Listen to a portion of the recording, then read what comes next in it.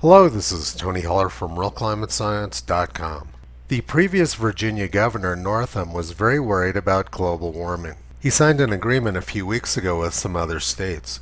The point of this agreement was to get fossil fuel-powered vehicles off the road. Governor Northam was very worried about the global climate, but unfortunately he wasn't paying a lot of attention to the weather in his own state. Virginia wasn't prepared for the big storm which hit it last week. The storm trapped tens of thousands of drivers in their cars for more than 24 hours. This included Virginia Senator Kane, who was stuck in his vehicle on Interstate 95 for 27 hours. The only way these drivers could keep warm and keep from freezing to death was by keeping their engines running and the heat on. Fortunately, the vast majority of them were driving fossil fuel powered cars, so they were able to stay warm for a long period of time. Electric vehicle batteries do very poorly in cold weather. They discharge very quickly in cold weather. Had drivers been forced to depend on them for more than 24 hours, it's pretty likely a lot of them would have frozen to death. Governor Northam's negligence put the people of Virginia at great risk. But he says he's worried about the global climate, and he signed a bill to make Virginia 100% carbon-free by 2045. Let's look now at how Virginia would be doing today if they were dependent on wind and solar power. There's almost no wind today in the Washington, D.C. area, so the wind turbines would be pretty useless. And the solar panels are covered with deep snow, so they wouldn't be much use either. If the state of Virginia goes through with their agenda to shut down fossil fuels, they're going to find themselves in a lot of trouble on days like today. Now let's take a look at what Virginia Democrats say they're trying to solve. They say they want to slow sea level rise. But sea level in Virginia has been rising at the same rate for about 100 years. Very little of this apparent sea level rise is actually due to the seas rising, and most of it is due to the ground sinking. There's no indication that human activities have changed the slope of this graph. It's been pretty constant. And the idea that driving electric cars could slow down the rate of sea level rise in Virginia is pretty far into the realm of the ludicrous. The National Oceanic and Atmospheric Administration published 6 different scenarios for sea level rise, from the low scenario up to the extreme scenario. The rate of sea level rise has stayed below the low scenario. Again, there's no indication that human CO2 emissions have had any impact on sea level rise in Virginia. The National Oceanic and Atmospheric Administration says the absolute global sea level rise is believed to be 1.7 to 1.8 millimeters per year. But the average rate of sea level rise at Sewell's Point over the last century is almost 3 times as high as the global average. This is problematic for Virginia, so let's take a look at what's going on. Tide gauges don't actually measure sea level rise. They measure the relative rate of change between the surface of the water and the surface of the land. Apparent sea level rise can be caused by either the oceans rising or the land sinking.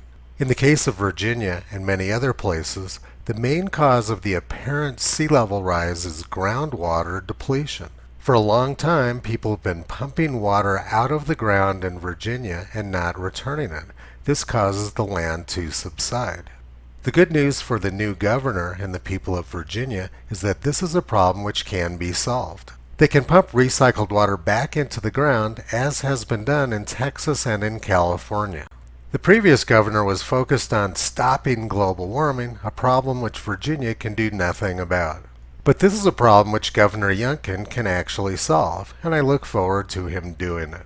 Another commonly articulated climate change fear is about heat waves. According to the National Climate Assessment, heat waves in the United States have declined sharply over the last 90 years. The length of heat waves has shortened, and the intensity of heat waves has declined as well. The hottest temperatures in most of the United States has cooled sharply over the last 60 years. Let's look specifically at Lincoln, Virginia, which is the closest United States Historical Climatology Network station to Washington, D.C. in Virginia. The average maximum temperature at Lincoln, Virginia has dropped about 2 degrees Fahrenheit over the last 90 years. The frequency of 90-degree days at Lincoln, Virginia has dropped in half over the last 90 years. And the amount of snow received in Virginia is about the same as it was 100 years ago. There was a spike in Virginia snowfall during the 1960s, but after that it returned to normal. Now let's take a look at drought. Drought is represented in this graph by the brown bars below the center line. Droughts have become less common in Virginia over the last century, and Virginia has gotten steadily wetter. But things haven't always been this good in Virginia. The Jamestown colonists were nearly wiped out by drought during the 17th century. The years 1606 to 1612 were the driest 7-year episode in Virginia for 770 years. These extraordinary droughts can now be implicated in the fate of the lost colony and in the appalling death rate during the early occupations at Jamestown, the first permanent English settlement in America. And the droughts weren't just in Virginia. They covered Mexico and most of North America. The climate of Virginia is getting better, so what is the problem which Governor Northam is trying to solve with these draconian measures? The reality is that Virginia does not have a climate problem, and there's nothing they could do about it even if there was. Virginia emits about 100 million tons of carbon dioxide every year, and that's only about 0.3% of the world's emissions. Asian countries are greatly increasing their CO2 emissions year over year. Virginia could literally drop off the map and it wouldn't make a dent in this graph of global CO2 emissions. There is a coal boom going on in China which makes everyone else's efforts irrelevant. According to the BBC, China's emissions exceed all developed nations combined. And even Joe Biden's climate envoy John Kerry admits that zero emissions in the U.S. wouldn't make a difference in climate change. China's energy boom has done wonders for their country. They've overtaken the U.S. as the world's richest country. China is ramping up their energy production even as the United States shuts ours down, and the economic effect is very obvious. Over the past 30 years, there have been dozens of climate agreements made. None of them have had any impact on the growth of CO2 in the atmosphere, and the lockdowns of the last 2 years have had no impact either. These climate agreements are nothing more than virtue signaling. Now let's look at the environmental impact of what they call green energy.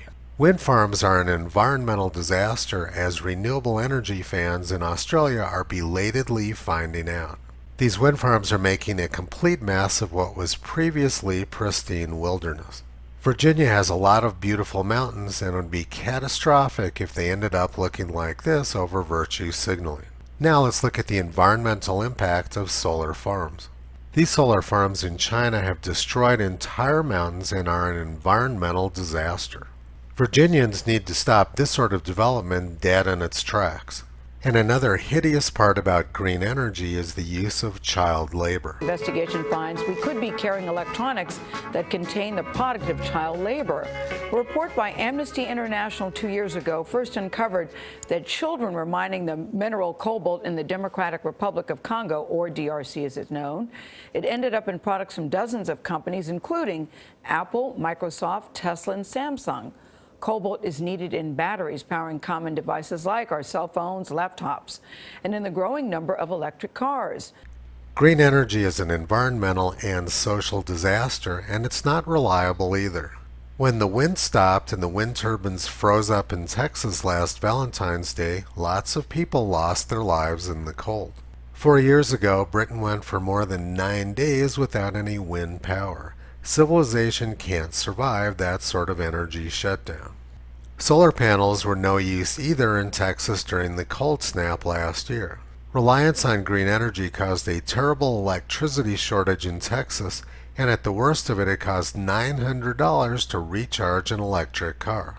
Let's review the Virginia Clean Energy Act. It's an immediate threat to the health and well-being of Virginia residents. Electric cars don't work very well in the cold. Imagine tens of thousands of cars with dead batteries and frozen people inside stuck on Interstate 95. The bill is reckless, and it isn't addressing any real problems. It's based on a misunderstanding of Virginia's climate. The climate of Virginia is much better now than it was 400 years ago. Even if there was a problem, there's nothing Virginia could do about it.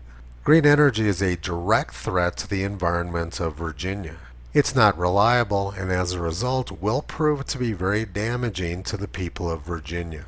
And green energy is socially irresponsible as well. That's a pretty damning list of problems.